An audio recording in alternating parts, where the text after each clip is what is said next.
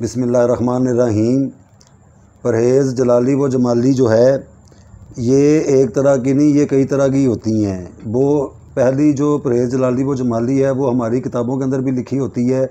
जैसे कोई अल्लाह का नाम पढ़ना है, कोई कुरान पाक की सूरा पढ़नी है या कोई ख़ास वजीफ़ा है, वो इस वजह से परहेज़ रखते हैं ताकि खाने पीने में ऐसी कोई चीज़ ना खाई पी जाए जिससे मैदे के अंदर गर्मी पैदा हो। जब मैदे के अंदर गर्मी पैदा होती है तो फिर वो खून के अंदर इंतशार पैदा होता है, तो पढ़ाई के दौरान या तो गैस खारिज हो जाती है या डकार आने शुरू हो जाते हैं, तो जो असल मकसद है पढ़ाई का वो फौत हो जाता है।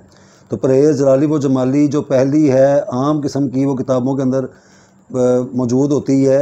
लेकिन इसके साथ एक परहेज़ वो भी होती है जो बड़े उस्ताद बताते हैं। जैसे मैं कोई ख़ास वजीफ़ा या अमल पढ़ना चाहता हूँ या मुझे वो कोई ख़ास पढ़ाई बताना चाहते हैं, तो वो मुझे बताएंगे कि मुझे कौन कौन से काम करने हैं और कौन कौन से काम मुझे नहीं करने। वो किताबों में नहीं लिखे होते, वो ख़ुद बताएंगे कि मिसाल के तौर पे मैंने बड़ा गोश्त नहीं खाना, मैंने प्याज नहीं खाना, या मैंने और ऐसे कोई काम नहीं करने।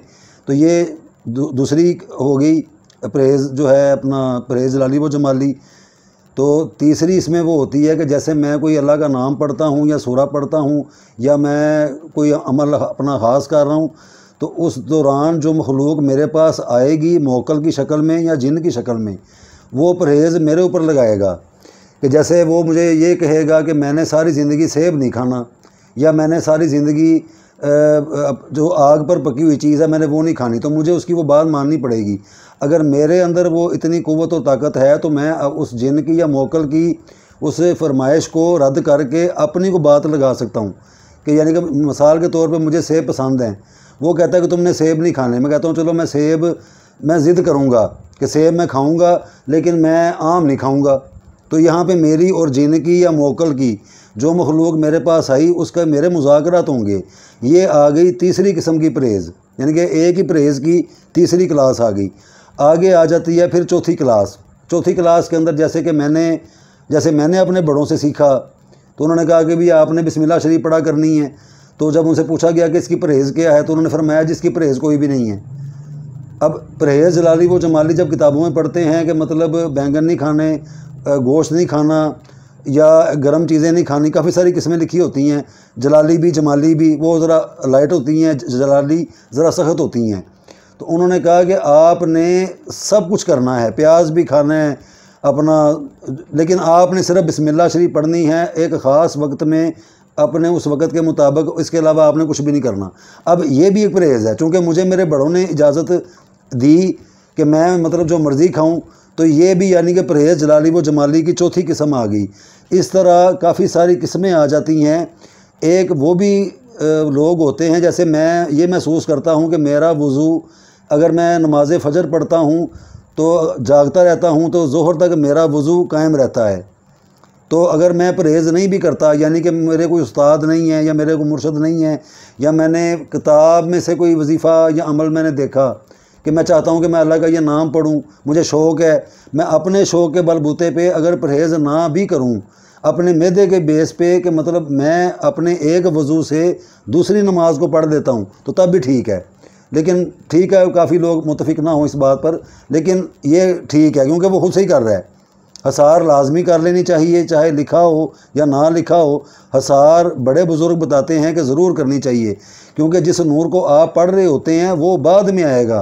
पहले शैतान आएगा, पहले शैतान आके आपको ऐसी बातों में उलझाएगा, ऐसे ऐसे मनाज़र पेश करेगा कि आपको ऐसे लगेगा जैसे मैं जब से अल्लाह का ये नाम पढ़ रहा हूँ तब से मेरे साथ हादसे होने शुरू हो गए।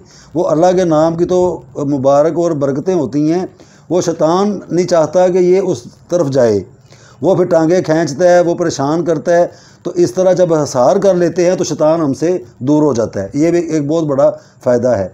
तो परहेज़ जलाली व जमाली एक किस्म की नहीं, ये कई किस्मों के ऊपर डिपेंड करती है। अब वो जो हिंदी लाइन की चीज़ें हैं, जो जंतर मंतर बताते हैं, जो जंतर मंतर के ज़रिए चीज़ें मुसख्खर की जाती हैं, उसमें जो वो उनकी सिर्फ मैंने जहाँ तक देखा है, यहाँ इल्म पढ़ा है, तो वो दो परहेज़ें होती हैं। एक बड़ा गोश्त नहीं खाना, एक मसूर की दाल नहीं खानी, वो जो सुर्ख रंग की होती है।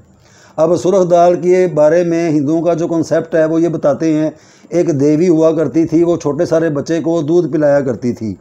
तो लोगों ने देखा कि इस बच्चे को तो हम मारना चाहते हैं लेकिन ये बच्चा ज़िंदा क्यों है। तो वो एक गाय को देखा उन्होंने, वो गाय आई, बच्चे को दूध पिलाती फिर चली जाती। उन्होंने गाय को टारगेट करके उसको घेरा एक बांध के उसको नेज़ों के साथ मारना शुरू कर दिया, छुरियों के साथ मारना शुरू कर दिया। अब वो गाय जैसे जैसे भागती जा रही थी उसका खून जहाँ जहाँ गिरता जा रहा था वहाँ पर सुरख मसूर बनते जा रहे थे, सुरख जो मसूर की दाल होती है खाने वाली। अब वल्लाहु आलम बिस्सवाब, हमें तो नहीं पता, हमारे दीन के अंदर तो इन बातों का कोई कॉन्सेप्ट नहीं है, लेकिन हिंदुओं के मुताबिक वो बताते हैं कि जी इसलिए वो सुरख दाल पसंद नहीं करते या वो खाते नहीं या अमल में नहीं खानी चाहिए। और बड़ा गोश्त गाय का, चूँकि वो मतलब उनकी पूजा वगैरह करते हैं, वो अलग से एक मजहबी एक टॉपिक आ जाता है। लेकिन जंतर मंतर करने वाला बंदा हरगिज़ भी वो बड़ा गोश्त और सुरख मसूर नहीं खा सकता। हमारे दीन इस्लाम में किसी किस्म की कोई रुकावट या परहेज़ कोई भी नहीं है।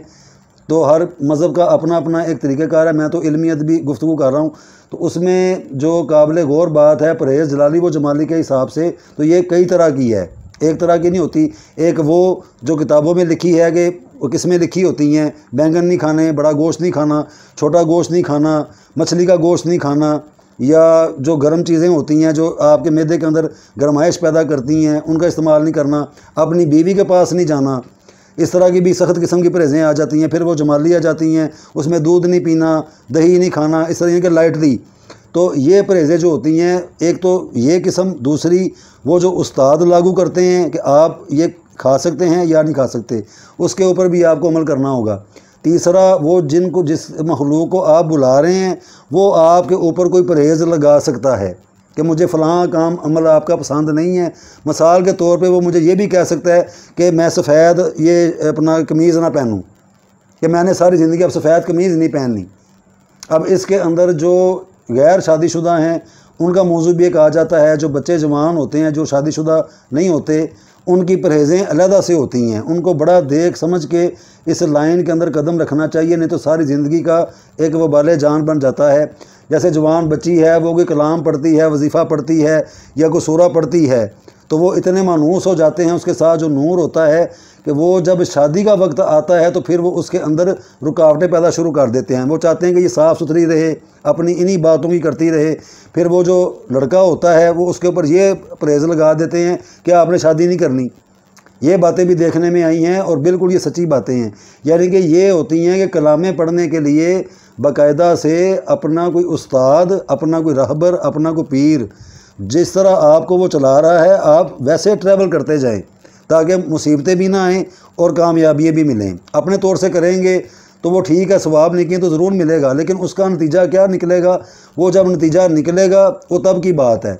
लेकिन परहेज़ जलाली व जमाली करने का जो बिल्कुल कॉन्सेप्ट है वो ये है कि अपने मैदे को, अपने जिस्म को इतना रिलैक्स रखना, इतना मतलब करना कि पढ़ाई के दौरान या अपना जो आप ख़ास तौर पे वो मुराकबा कर रहे हैं या अपना जो भी अमल कर रहे हैं उसके अंदर कोई रुकावट ना आए। मिसाल है, मैंने मुराकबा खींचा हुआ है, अब मैं बैठा हुआ मुराकबे के अंदर जाता जा रहा हूँ, तो मेरे साथ जो मैंने खुराक खाई हुई थी वो मेरी गैस के अखराज के साथ मेरा सारा उसने वो ख़राब कर दिया। अब उसके साथ मुझे क्या होगा, मैं अब जाके दोबारा वज़ू करूँगा, फिर मैं दोबारा आऊँगा, लेकिन वो मैं जो स्टेप पे मैं जा रहा था वो मेरा ज़ाया हो गया। तो इसलिए पहले से ही वो परहेज़ जलाली व जमाली बताते हैं ताकि वो ये वजह ही ना बने। यानी अगर मैं मुराकबा कर रहा हूँ तो मैं जाता ही जा रहा हूँ, इसके अलावा कलामें हैं, इसके अलावा वजीफ़े हैं, इसके अलावा करने वाले अमल हैं। तो एक ही चीज़ के ये एक टाइटल होता है, एक नाम है परहेज़ जलाली और जमाली, लेकिन इसकी ये बहुत सारी किस्मों में ये चीज़ फैली हुई है। ये एक ही चीज़ नहीं है, ये एक चीज़ का नाम है। जैसे मोबाइल एक चीज़ का नाम है, जैसे और काफ़ी सारी चीज़ों के नाम होते हैं। अगर मोबाइल आप खोल के देखेंगे तो उसके अंदर आपको ऐसी कई चीज़ें मिलेंगी जिनको आपके हमें नाम भी नहीं आते होंगे, लेकिन उसका एक नाम रख दिया कि इसको मोबाइल कहते हैं। तो इसी तरह रूहानी लाइन में जो भी कदम रखेगा उसको परहेज़ वो जलाली वो जमाली उसको करनी पड़ेगी। अगर उसके पीर उस्ताद मौजूद हैं, वो उसके ऊपर कोई परहेज़ लगाते हैं तो वो उसको करनी होगी, अगर वो नहीं लगाते तो नहीं करनी होगी। ये अलहदा से एक बात है। लेकिन किताबों की हद तक, वज़ाइफ की हद तक, पढ़ने की हद तक, अपने आप को सही रखने की हद तक ये परहेज़ बिल यकीन करनी पड़ेगी।